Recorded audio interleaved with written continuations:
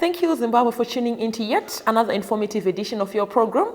This is Agricultural New Directions, Agribusiness, and I am Wadzanai. So this is a platform which we specifically created for our farming community here in Zimbabwe. We'll be looking at issues surrounding production, productivity, business finance, time value of money. And as such, today we are here at Kurima Machinery, and I have taken the liberty of inviting Steve Griffiths, the Managing Director of Kurima Machinery here in Zimbabwe. Steve, welcome to our platform. Thanks, Wadza. Yes. Today's discussion is going to be centered and anchored on precision farming, aligning it to small-scale agriculture here in Zimbabwe, because we understand that small-scale farmers contribute immensely to our economy and to our GDP as a country, given that Zimbabwe is an agro-based economy.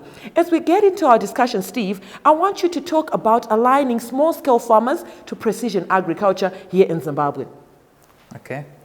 So we basically have a range of equipment that is affordable for small-scale farmers. It allows farmers to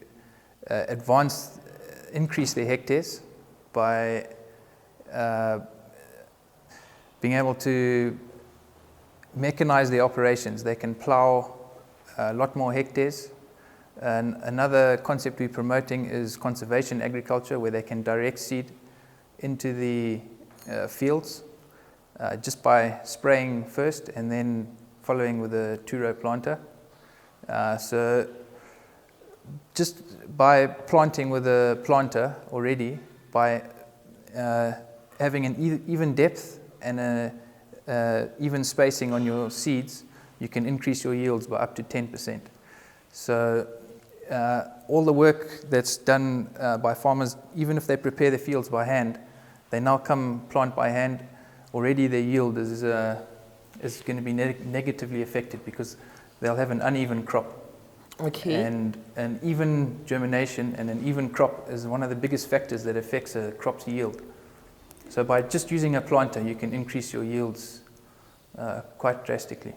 Thank you so much, Steve. I like that you alluded to the fact of mechanizing your operations, even if you are a small-scale farmer. Some of the things that we used to do by hand, we can now use equipment, machinery, which is more efficient and effective, talking of germination percentage and evenness of our crop length. Now, moving right along, Steve, I want us to talk about precision agriculture as a remedy to issues in our economy in Zimbabwe as we pave way towards achieving Vision 2030 as a country. We are talking of poverty alleviation. We are talking of eradication of hunger. And there you come in as Kurima. You have equipment that can address such issues. Let us talk about our small-scale farmers. How are they going to benefit from this equipment? Okay.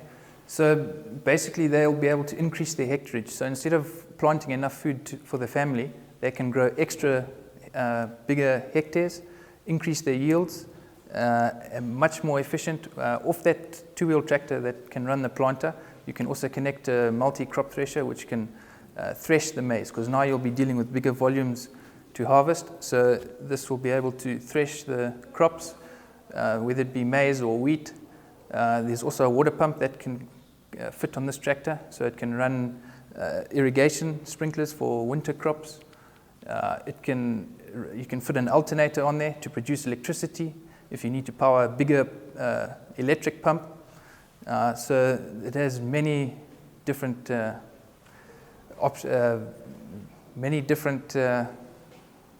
attachments which can benefit the farmers and help them mechanize. Can pull a trailer for transport. So there's a lot more forms of income that the farmers can now benefit from.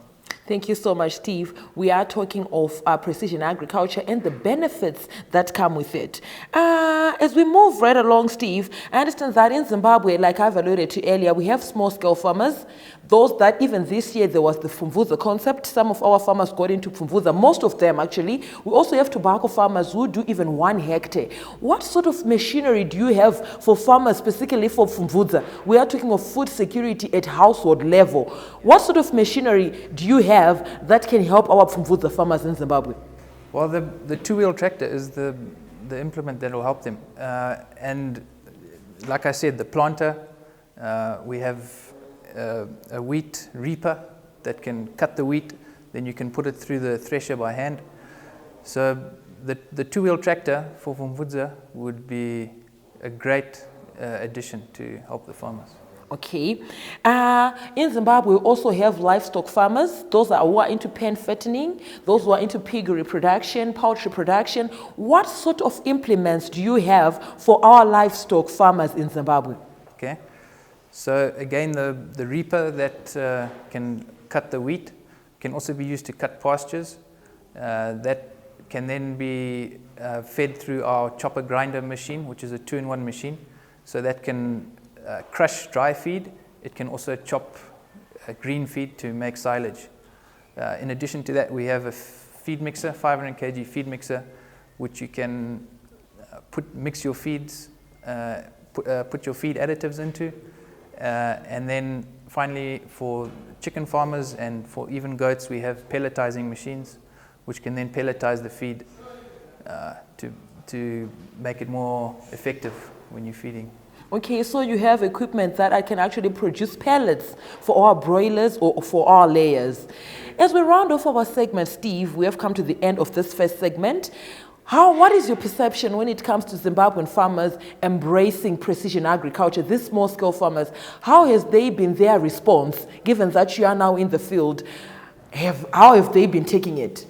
Yeah, it's been taken very well. A lot of the farmers at first are a bit skeptical. They think they need bigger 4-wheel tractors. But once they see the benefits of the 2-wheel tractor and how affordable it is, it's appropriate scale technology. So it's affordable for the size of the hectarage that the farmers are running. And yeah, if each area where we're selling our equipment and the other farmers see how well it works, we get more and more farmers from that area coming to come and buy equipment as well. Thank you so much. Your final words as we part with our audience at home. I'm sure they were interested. They would want to purchase this equipment. They'd want to get into precision farming and be hands-on. Your words of advice to our farming community, your recommendations as we round off this segment. Basically, by investing in this equipment, you're able to increase your hectarage, increase your yields, therefore increasing your income. And not only can you use it for your own farming needs, but we have a lot of farmers who are contracting out to neighbors and getting a lot more income in contract farming. So creates a whole new opportunity of more income. Once your crop's in the field, you can now go contract out to do other tasks for farmers and irrigating and transport. So there's a lot more income that can be generated from this equipment. Thank you so much, Steve. There you had it, viewers. There's a lot of income which you can generate if you choose to participate and use precision agriculture, because it is the future. Now, viewers, we're going to go on a short commercial break. We'll be right back with this and more in the second segment. Stay tuned.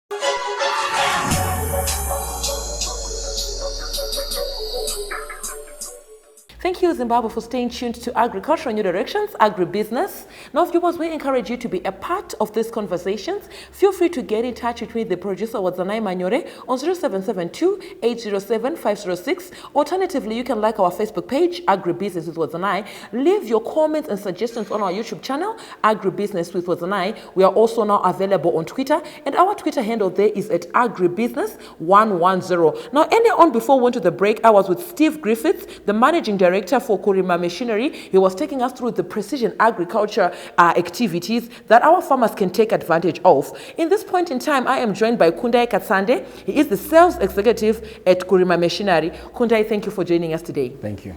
Yes. Earlier on, before we went to the break, Steve was talking of precision agriculture, how it can enhance production systems here in Zimbabwe. Moving right along, Kundai, we are in winter. This is where we do our winter plowing as farmers. What sort of implements do you have for our farming community? We have the two-wheel tractor. The two-wheel tractor is suitable for a small-scale farmer. So a small-scale farmer can plow, can do his ridges, can irrigate his crops, he can reap for wheat. So the two-wheel tractor has a lot of attachment that is attached to it that a farmer can use in this winter plowing. Okay, and looking at hectarage, how many hectares can it sustain? We are talking of a farmer who's in Karoi. Okay, this is suitable for small-scale farmers. Okay. So I encourage farmers with about 25 hectares and below, they can sustain with this two-wheel tractor. Because on a daily, it can do 2 hectares a day, 5 hours per hectare when plowing, but when planting and doing other operation, it can do less. We are now getting into tobacco production season, where we have most of our Zimbabwean tobacco farmers getting into seedlings production. If you look at Mashonaland West, that is where the majority of our farmers are, and I'm sure they are tuning in, taking notes, and well interested in this episode. Let us talk of tobacco farmers. What sort of implements do you have in place for them that will ensure that their production, they are more productive? They can repay their debts, they can take care of their children. What sort of implements do you have in place?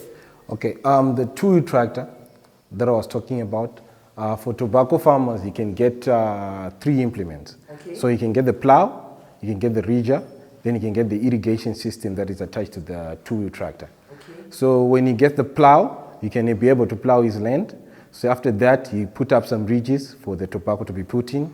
So we have that ridger as well, and the irrigation system that can run off the tractor for him to sustain in the dry periods. Okay. Where if he plows his tobacco earlier, he can be able to irrigate so that he can take it to the market earlier than others. Okay, you are talking of our dryland farmers, those that do not wait for the rain, those that don't get into Simadinda, they do irrigation, irrigated tobacco. Pests and diseases are a nuisance in the agriculture industry, which is why most of our farmers have a love-hate relationship with agriculture when it comes to pests and diseases. I understand that you have implements as well that can cater for pests and diseases control. What are those? We have a wheelbarrow boom spray. Okay. So what it does, it goes into the field, holding it like a wheelbarrow, and it has some arms, 6 arms, so that you can stretch out to spray their crops or spray their weeds inside their fields. So it has some nozzles that can move, that you can adjust for spraying pests and diseases. Okay, in terms of the carrying capacity, I understand that our normal knapsacks are about 16 liters. What is the carrying capacity of that sprayer that you've just mentioned? We have, it has some knapsacks inside. So it will be 16 liters plus another 16 liters. So there's about 38 liters that you'll be carrying. And it can be pushed by one individual? Yes. Okay.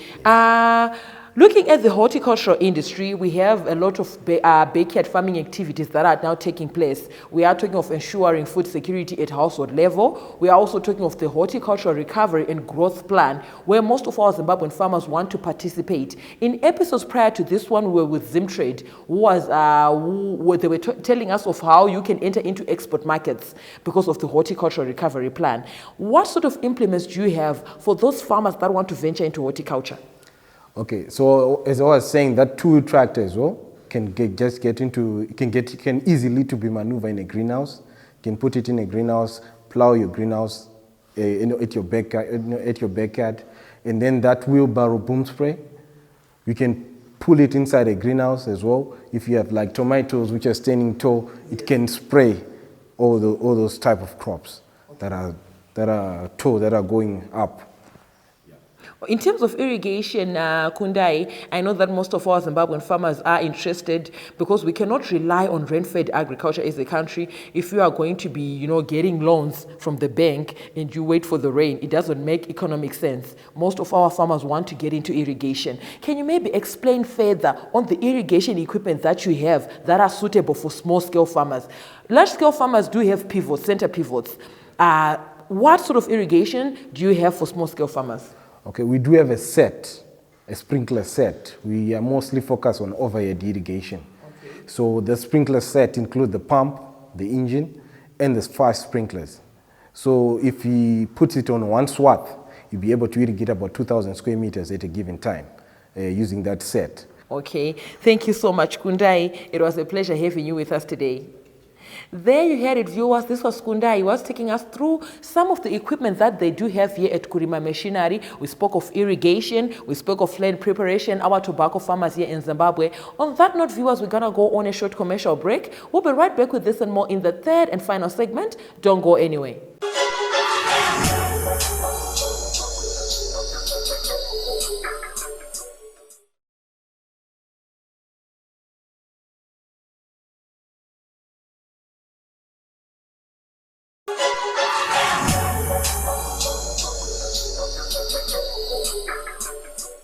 Thank you, Zimbabwe, for staying tuned to Agricultural New Directions, Agribusiness. We are in the third and final segment of your program. We are here at Kurima Machinery, where we are talking of precision agriculture and the implements and machinery that comes with enhancing our production systems here in Zimbabwe, given that our country is agro-based. Now, at this point in time, I'm once again joined by Steve Griffiths, the Managing Director of Kurima Machinery. Steve, welcome back once again. Thanks, Wadza.